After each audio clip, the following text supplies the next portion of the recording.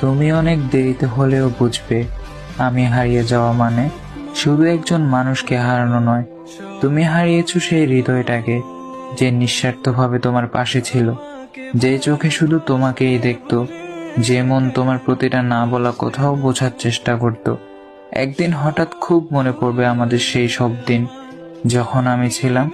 তখন হয়তো তোমার বুকের ভেতরে এক অদ্ভুত শূন্যতা বাজবে, কিন্তু আমি তখন থাকবো না।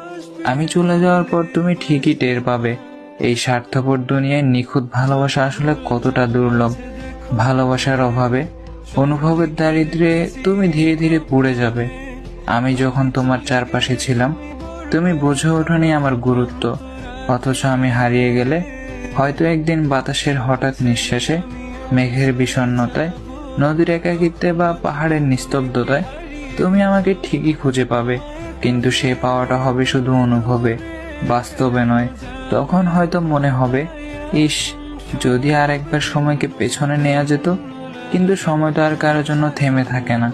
মানুষ যখন চুপচাপ সরে যায়, তখন সে আর আগের মতো ফেরে না। তুমি বুঝবে ঠিকই, খুঁজবেও ঠিকই, কিন্তু আমি আর ফিরবো না।